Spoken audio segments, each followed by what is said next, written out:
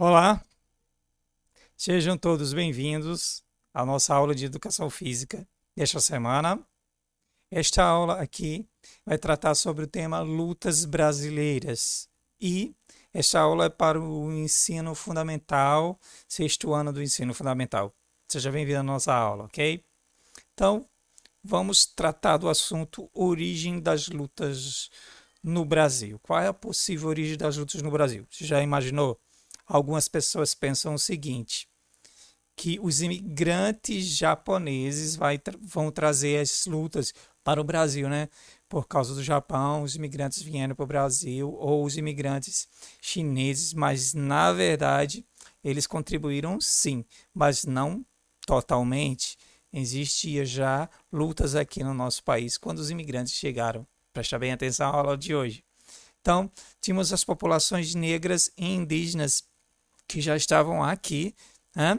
E essas populações negras e indígenas trouxeram aí da África e criaram aqui no território brasileiro, no caso dos indígenas, várias lutas, né, que já existiam aqui com esses povos, ok?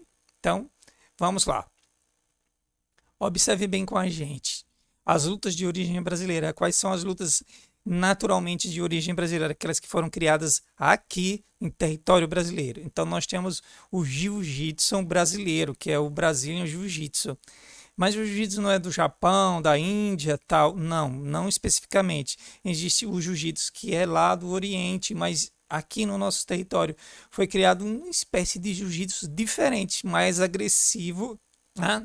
Bem diferente, que é intitulado aí Jiu-Jitsu brasileiro ou Brazilian Jiu-Jitsu, ok? Nós temos também a capoeira, que vai ter uma influência bem grande da cultura negra na sua criação e nos seus elementos. E nós vamos também ter o Unca-Unca de origem indígena, certo? E a luta marajoara. Essa luta marajoara, ela também tem aí uma estrutura e ela acontece num local específico, na ilha de Marajó, no arquipélago da ilha de Marajó, ok?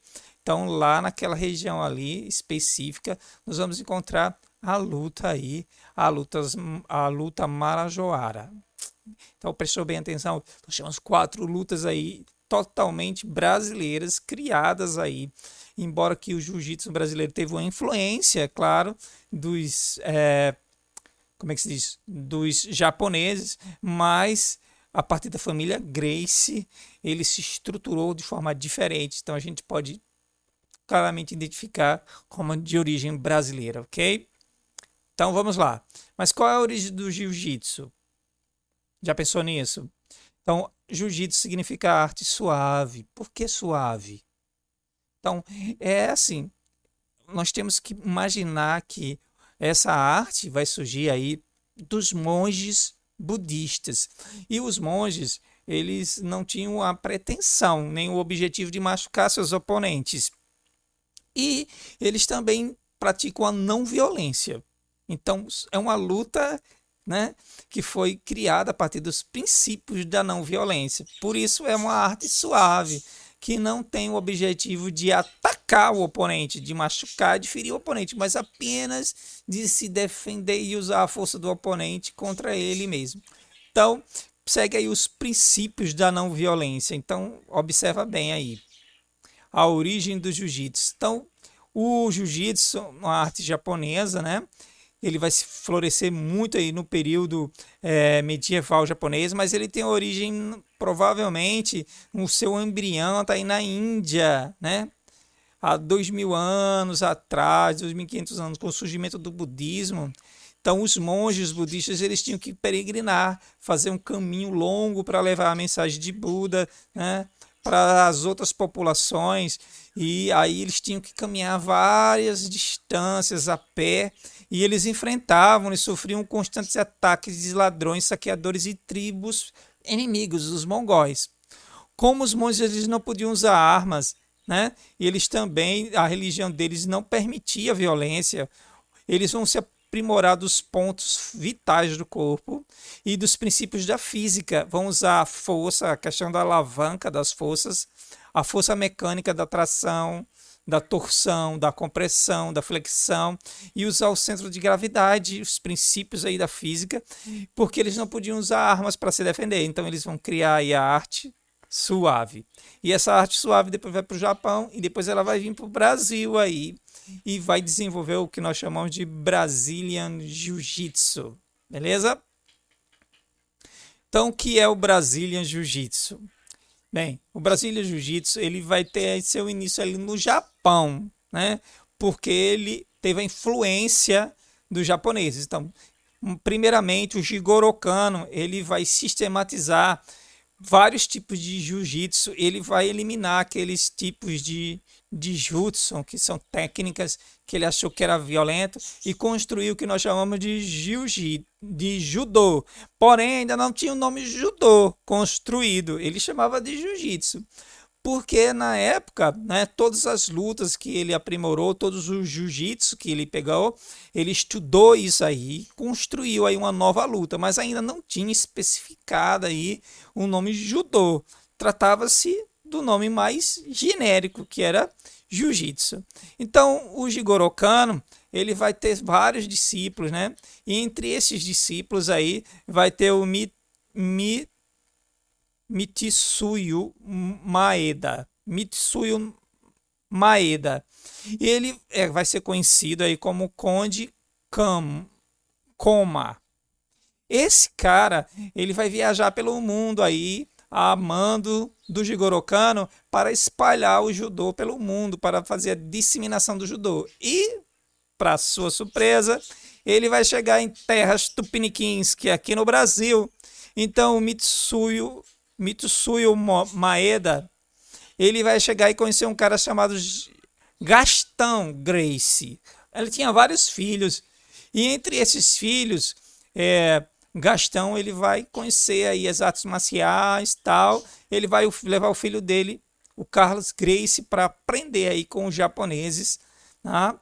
O jiu-jitsu. E o Matsuyo Maeda ele vai estabelecer-se no nosso país, lá no norte do Pará, e vai criar sua academia lá. O que vai acontecer? Tá? O Brazilian Jiu-Jitsu ele vai ser sistematizado basicamente no sistema de alavanca, que vai dar uma vantagem de força mecânica através da técnica, vai dar uma vantagem mecânica, uma vantagem de força para os seus praticantes. Então, tudo começou com o Carlos Gracie, que começou a praticar tal, e o Hélio era muito pequeno, muito criança ainda, mas ele vai presenciar o treinamento do seu irmão. E aos pouquinhos o Hélio vai aprender observando bem, tá? Com o passar do tempo, o Hélio vai desenvolver aí inteligentemente, que era um cara muito inteligente, vai desenvolver uma percepção que ele era mais fraco fisicamente, uma forma de pegar aquelas técnicas e transferir para o biotipo dele, que era mais fraco. E aí ele vai perceber que no chão, lá, né, todo mundo deitado no chão, as vantagens da força eram diminuídas e que era possível, através da técnica e o trabalho certo nas alavancas do corpo, conseguir uma vantagem aí sobre os adversários. E aí ele vai estruturar o famoso Gracie, né? O famoso Jiu-Jitsu Gracie, certo? E eles eram descendentes de escoceses que moravam no Brasil já há muito tempo, e eles já estavam aportuguesados aí, já estavam aí familiarizados com as terras tupiniquins brasileiras, ok? Então, qual é a diferença aí? A chamada alavanca, né? Eles vão fazer o mínimo de esforço físico na execução da luta. Então, com o treino específico que o Hélio cria, ele vai criar uma forma de ter uma vantagem mecânica e mínima de esforço, né? As pessoas não vão precisar fazer muito esforço para lutar, né? Então, vai poupar a energia dos lutadores e eles vão ter essa vantagem. Então, ele vai se especializar aí na luta de solo, que é a especialidade do Jiu-Jitsu Gracie. Então vamos lá, Unca, que é brasileiro, né? Então, o 1K1, que é uma luta similar à luta livre, que é de mobilização e golpes, ela foi desenvolvida aí pelas tribos indígenas e ela já é uma competição. Os competidores começam a luta ajoelhados e o importante é derrubar o oponente no chão, né, e também imobilizar. Então, derrotando assim o adversário. Nós temos aí as tribos Bacairi do povo Xingu, lá no Mato Grosso, que são os criadores aí dessa luta, e ela já transformou num esporte aí nas tribos indígenas dessa região, ok? Então é uma luta, volta aqui rapidinho, é uma luta bastante interessante que leva as características do povo aí, do Xingu, dos indígenas, ok? Próxima luta, nós temos a luta Marajoara. A luta Marajoara ela vai ter uma origem tanto nos indígenas dessa região, como nos negros que vieram da África. E a luta Marajoara, ela acontece aí, ela é semelhante, uma luta corpo a corpo, semelhante à luta livre, né, que tem no Brasil, e ela faz parte das festividades dos povos do arquipélago do Marajó, no município de Cachoeira do Arari. E o objetivo do combate é projetar o corpo do oponente no chão com as costas, né? Então essa é uma luta que historicamente a gente vai analisar que ela vai ter a origem aí das populações negras e indígenas e também das populações locais da região de Marajó. Então vai ter essa influência aí que é bastante interessante e rica, né? Rica, né, nos valores culturais, na herança que traz dos povos anteriores, né, dos antepassados. E nós temos a nossa famosa capoeira. A capoeira é bastante interessante. A palavra capoeira vem do Tupi-Guarani, da língua indígena, né? E predomina no Brasil, que era predominante no Brasil colonial. E significa aí mato ralo, pode ser mato ralo, cesto feito de cipó ou de palha. Também essa expressão pode designar uma pessoa que carrega o cesto de palha ou o cesto que leva animais. Também existe uma teoria de que essa designação é a questão de mato ralo, referente aos os negros que eram perseguidos pelo capitão do mato, e aí quando eles fugiam, eles se escondiam no mato, né, nesse mato ralo, e de repente eles saíam do mato atacando, fazendo um movimento acrobático, e aí começou a se chamar capoeira. Eles vêm da capoeira, é o capoeira. Também tem essa designação. Porém, existe aí um entendimento de que a capoeira ela também tem influência de uma dança que vem aí da África, que é a dança da zebra. Então, possivelmente essa dança da zebra, ela vem para o Brasil e ela é sistematizada pelas populações negras, e essas populações negras vão criar aí a capoeira.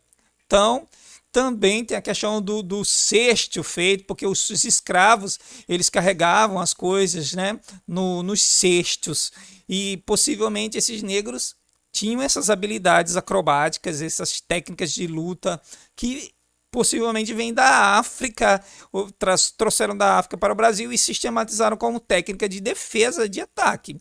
Então, esses negros da África trouxeram essa luta. E também tem a influência indígena, porque a palavra capoeira é Tupi-Guarani. E já existia também um jogo praticado entre os indígenas chamado de capoeira. Então a capoeira é muito rica em seus elementos, porque tem elementos musicais, tem elementos de letras de música, tem instrumentos musicais, tem toda uma história e é muito rica em seus elementos históricos e culturais. Ok?